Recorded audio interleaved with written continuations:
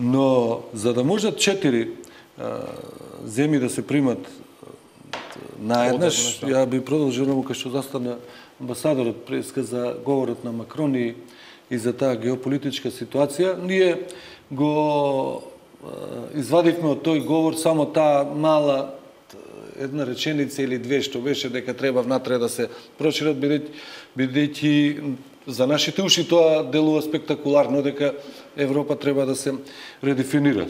Но за да може Европа да прими, Европската Унија да прими 4 земји членки, таа мора претходно да ги реши проблемите во кои што тие 4 земји членки нема да ги внесат, како што викаат тие нивните меѓусебни проблеми, наследени лоши релации со соседите. Тие еднаш тоа го направија. Кога Унгарија и Словачка влегуваа во ЕУ, значи Унгарија се откажа од зголемување на драстичното ниво на правата на унгарското малцинство во Словачка. Германија се откажа да ги бара правата на протераните судетски германци од Чегословачка и дополнително Романија и Унгарија исто, дополнително и за правата на протераните германци од Полска после Втората светска војна. Значи таа го реши Чешка, тие таму околу 2 милиона луѓе, не се малце. Значи тие го решија тој проблем многу елегантно во рок од 3-4 години тогаш. Тој проблем е решен сега, ама тогаш беше кога се проширува на 24 земји. Сега треба да дојдат 33 земји, од кои повеќето се мали.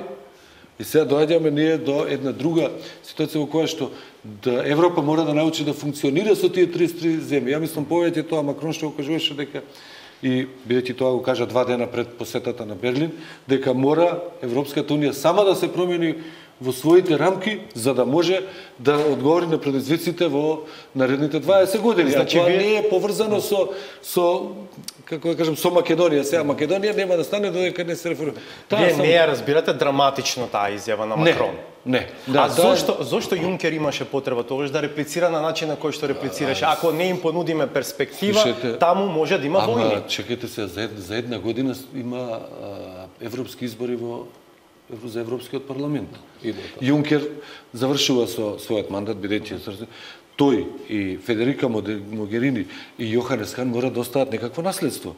Што би оставиле тие, како наследство после 5 години, ако целен регион би го оставиле во некаква лимбо зона без војни, но без никаква иднина. Сега на крај кога доаѓа отворена арена за руско пенетрирање. Сега кога доаѓа крајот на тој мандат, мора тој да остави наследство кое што другите ќе продадат. Па така го рече, мислам и Хан, дека мојот наследник ќе ги искористи плодовите од оваа работа и веројатно некој од земјите членки. Јас се тоа дел од политиката во рамките на Европската Унија и изборите што ќе бидат идната година.